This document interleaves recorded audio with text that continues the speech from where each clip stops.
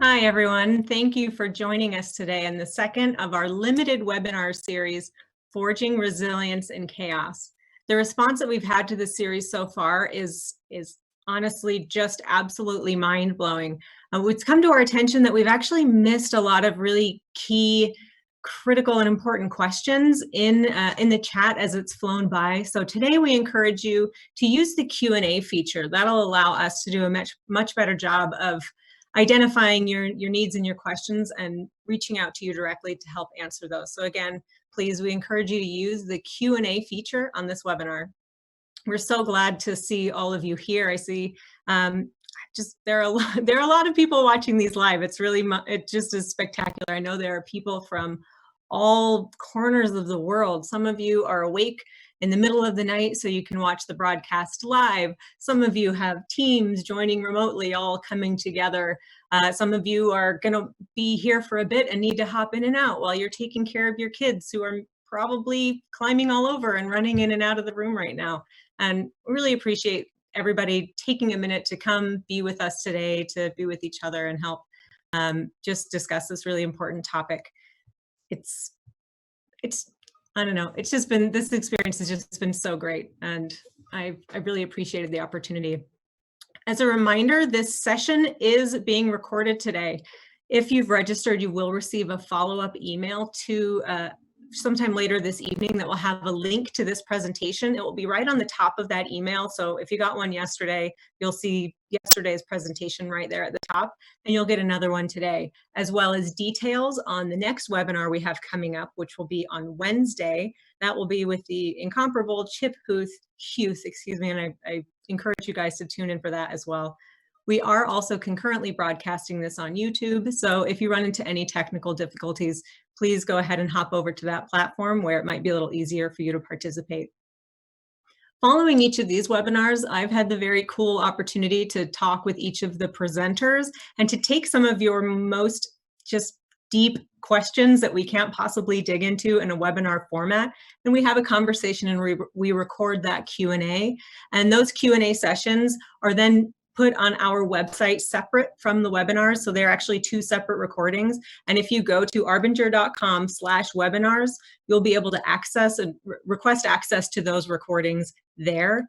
This one will be up as soon as it's ready. You can also access our previous webinar Q&A sessions. It's really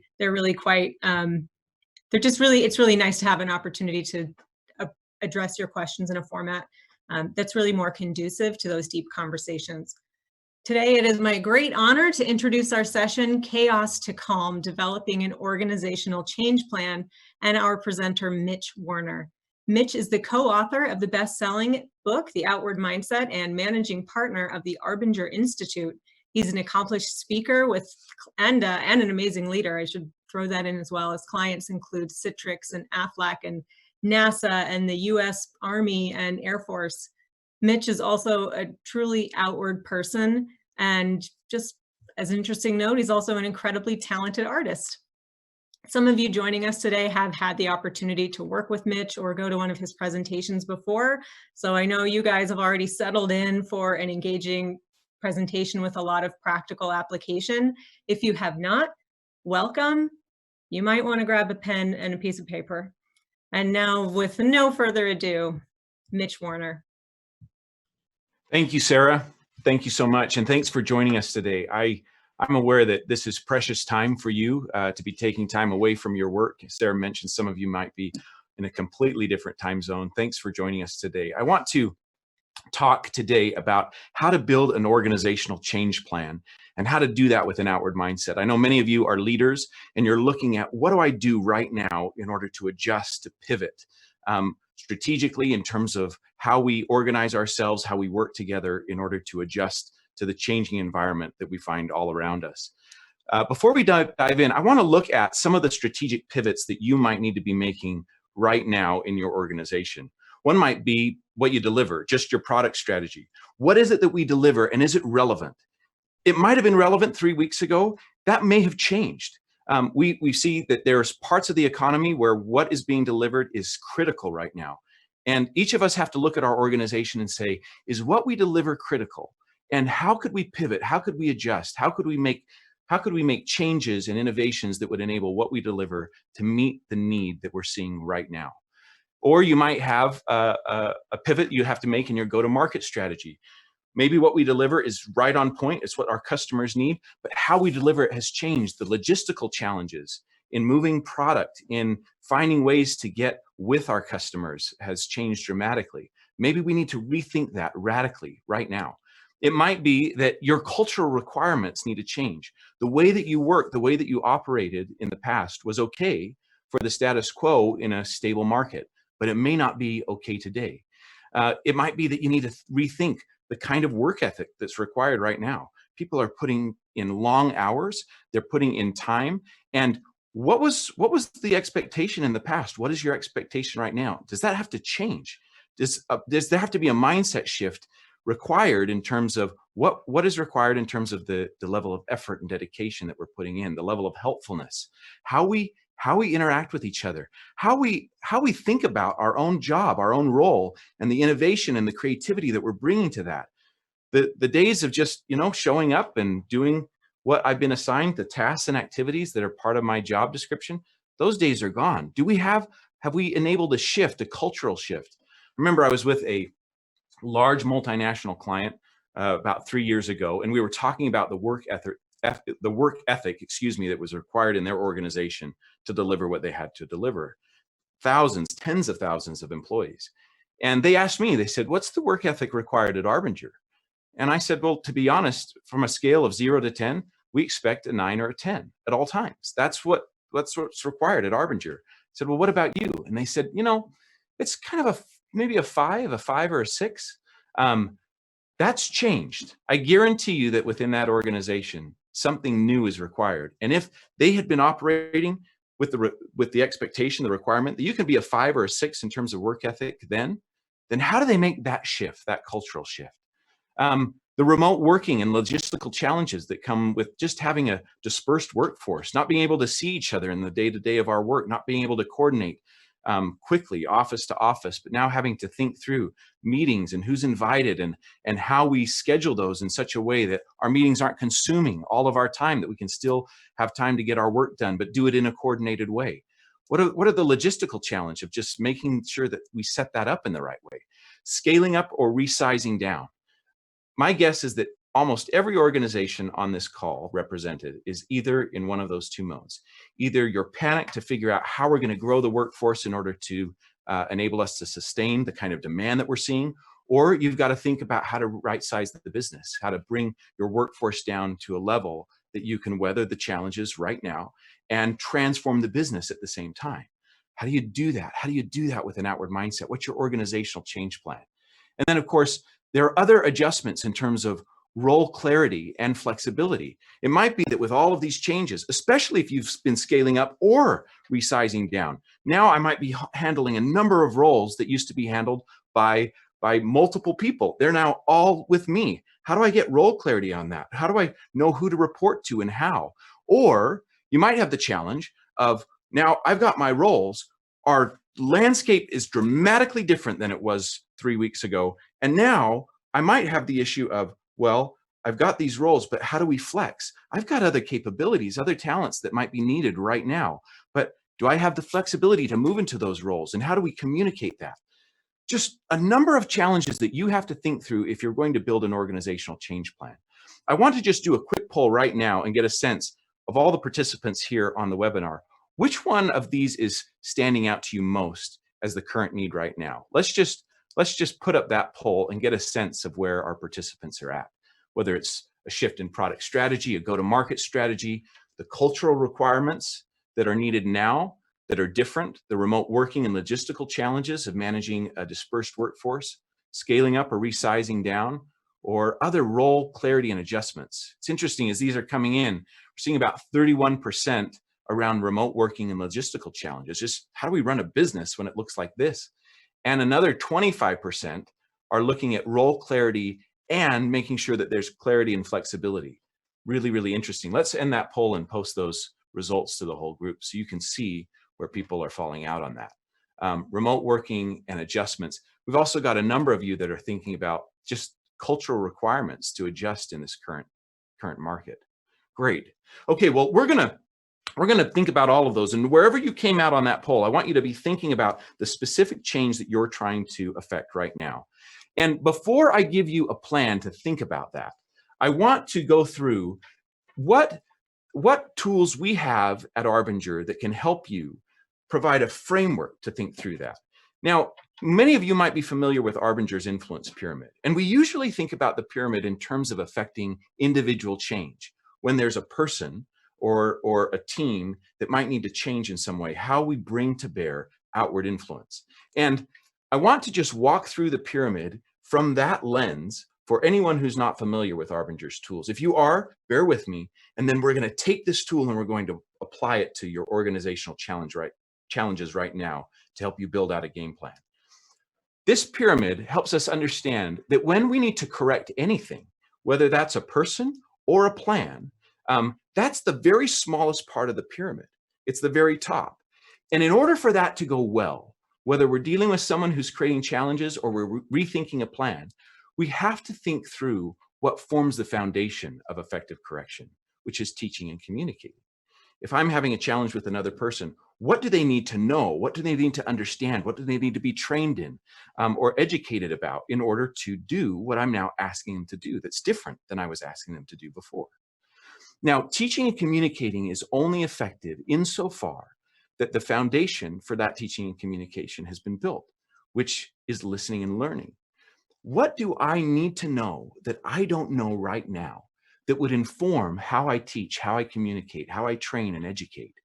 What do I need to know about a person's circumstances and challenges, the various situations, even their learning style that would help me teach and communicate more effectively? Now, people will only share with me what I need to know in order to teach and communicate effectively and correct effectively if they trust me, if we have the right relationship. And that's the next level down. That's the foundation for all listening and learning, is the relationship that we have with those that we're trying to correct.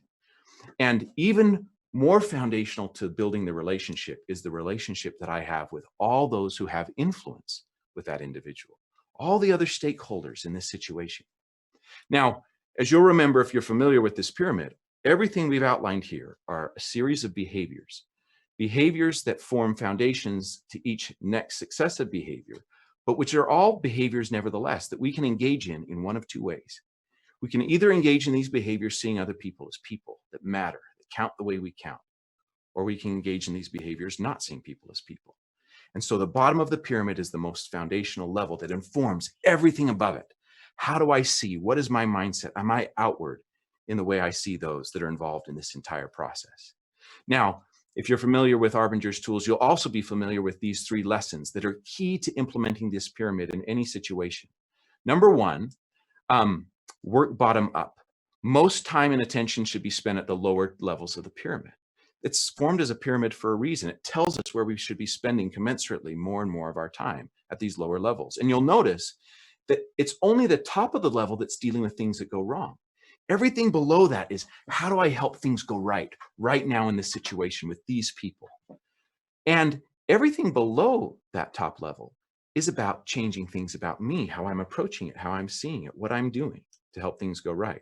Number two, if I'm stuck at any level of the pyramid, the solution is always at a lower level. If I'm stuck at teaching and communicating and that's not going well, what do I have to look at below that level? And number three, ultimately, my mindset matters most. My effectiveness at any level is a function of that lowest level. Well, okay, now let's think about an inward mindset and an outward mindset. In Calm, you look at how we were operating 3 weeks ago. It was easier, in my experience and in the experience of all those we're hearing from who are participating on this webinar, to be calm when we're existing in the status quo. It's easier to be outward. It's easier to see people and systematically think through the pyramid when the world isn't blowing up. But when everything has changed, when we move from calm to chaos, something happens to this pyramid, to the way we allocate our time, to the way we think about what's going to be most effective. It turns that pyramid upside down. And we spend lots of time correcting all the things that are going wrong, all the things that we've got to address right now, and commensurately less and less time at the lower level. Some time in teach and communicate, but you'll notice if we're inward, when we teach and communicate, it just feels like correction. It doesn't feel like education. We might spend some time in listening and learning, but just learning what we need to know in order to get back to correction, and very little time building the relationship. Well, I want to just share with you right here an example that will set up what we need to think through today in order to build an organizational game plan. I want to go back one slide so that you can have this front and center. Thinking about what the inward mindset does to the pyramid when we're in chaos. When I was 24 years old, I took the lead seat within a nursing home facility. It's the first time I had been ever in that chair all by myself. And it was a facility that was essentially in crisis, both financially and clinically.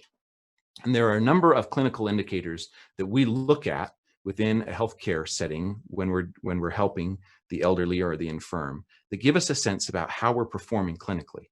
And one of those is the number of falls, the number of times in a given month that patients across the entire facility experience a fall. And if you've worked with the elderly or the infirm, you know that a fall can be fatal.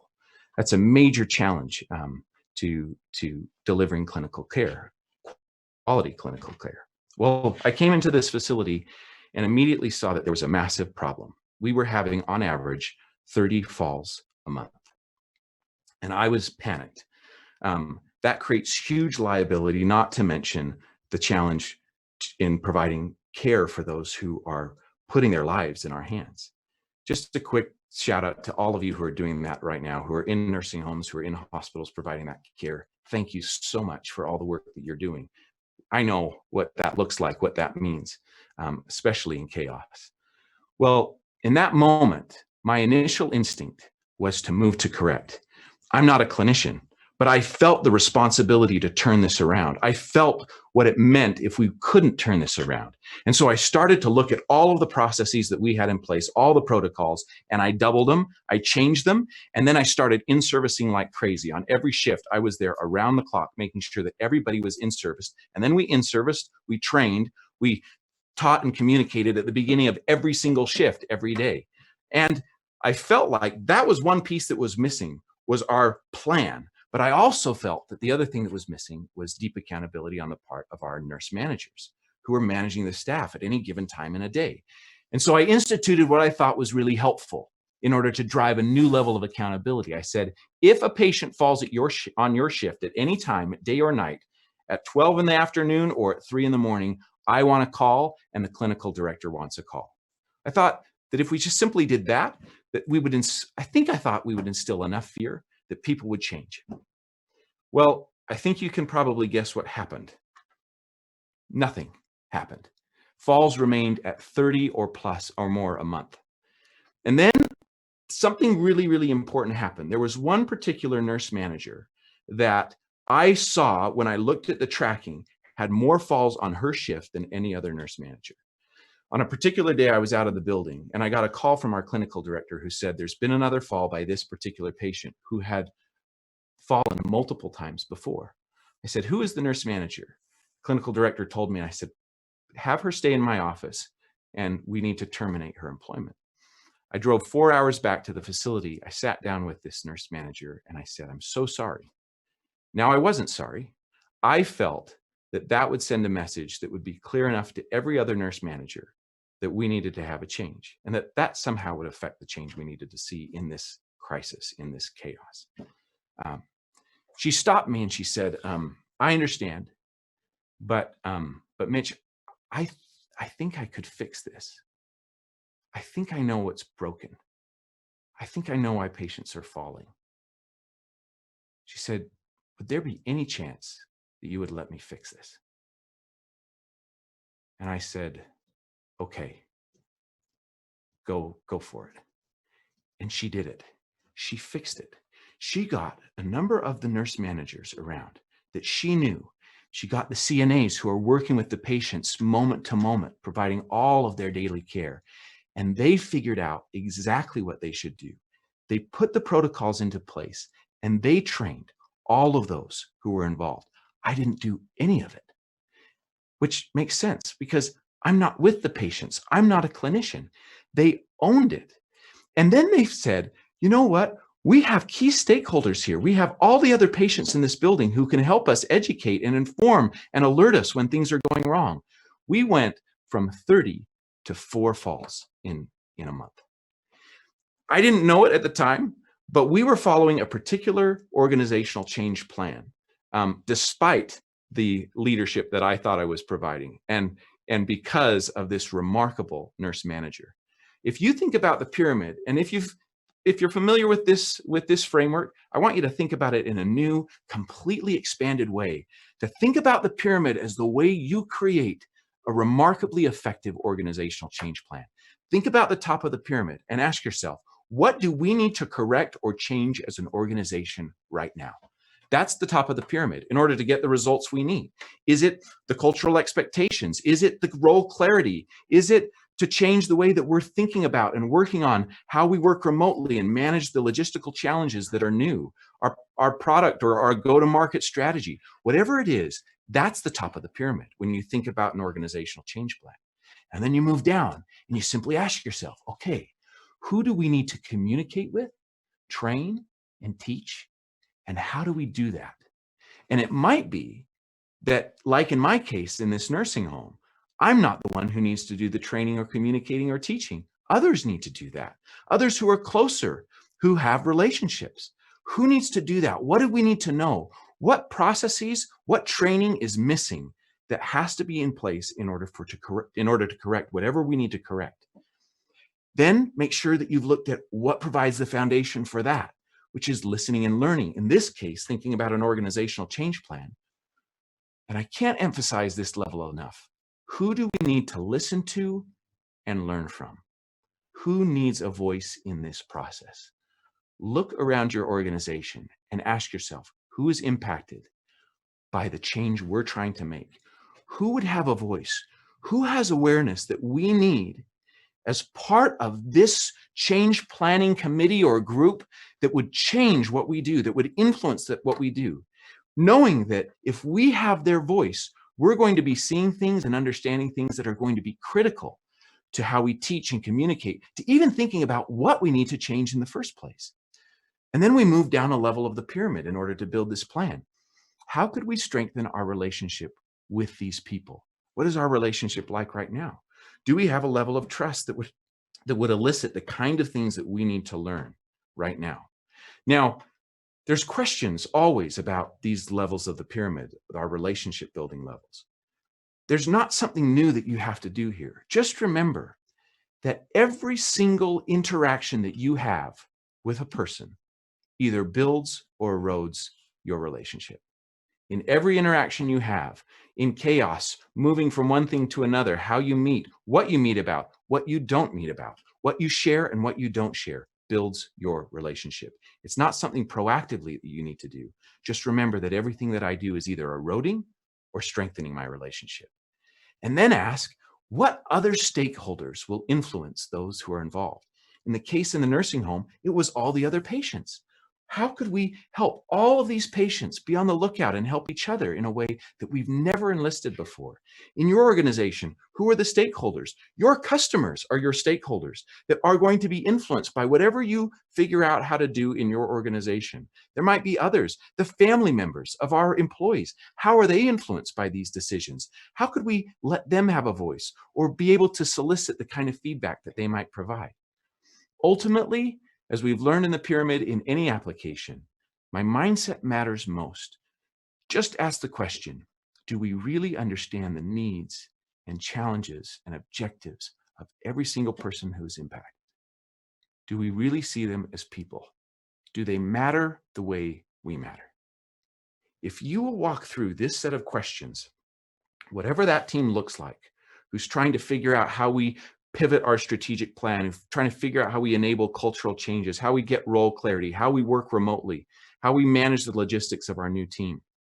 If you will walk through these questions and answer them thoughtfully, carefully, you will build a game plan. Notice that when we're correcting, we're looking for the things that are going wrong, but the only way to affect change is to do everything below that level of the pyramid. It's not that we start at correction and if it works, great. It's that the only way we'll correct anything right now in chaos is if every level of the pyramid has been built in advance. Now, I want to just take a couple questions that have come in. One that has come in the course of this webinar. How do we bolster buy-in in our workforce in order to implement a new change plan? I want to be really careful here. I want you to think about your language, the language that you use in communicating anything around your change plan. We've used the term buy-in for a long time. It's kind of in the vernacular, and we all get what that means. Even though the person who asked this question understands that what we're really asking for is ownership and commitment and deep levels of accountability.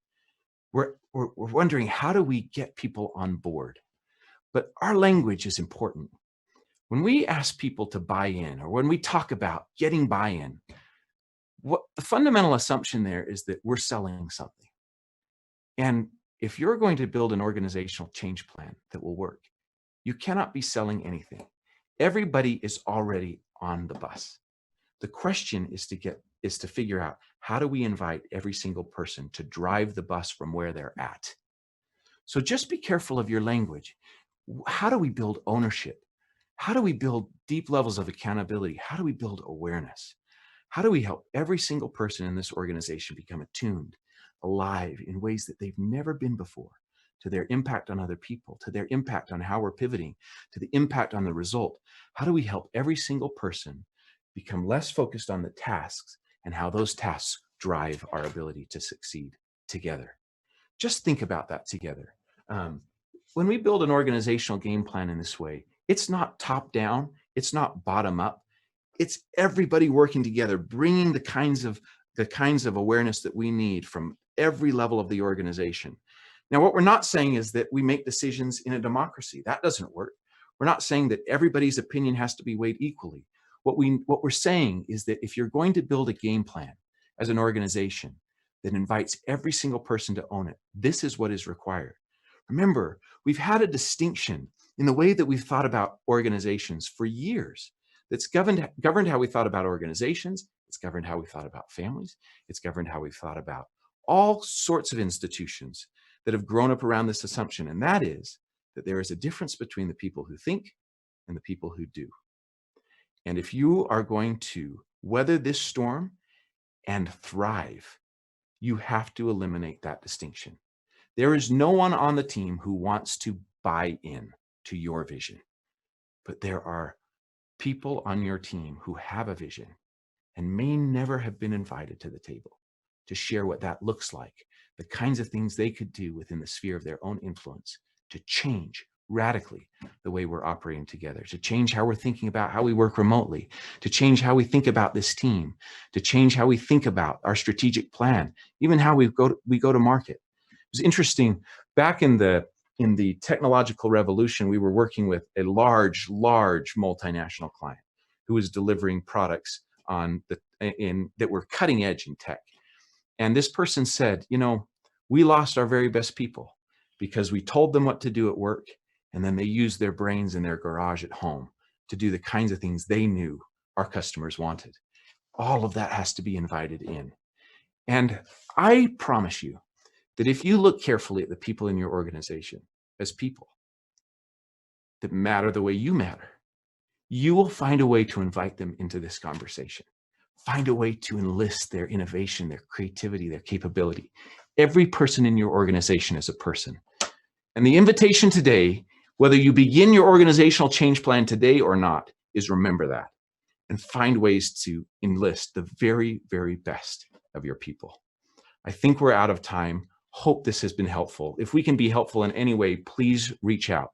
We do have a strategic pivot planning session that we can offer to you. Sarah will talk more about that.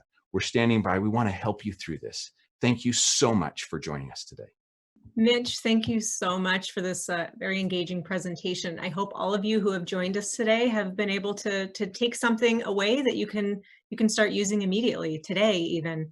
Having a framework to work through right now as we deal with this chaos and this crisis is absolutely invaluable.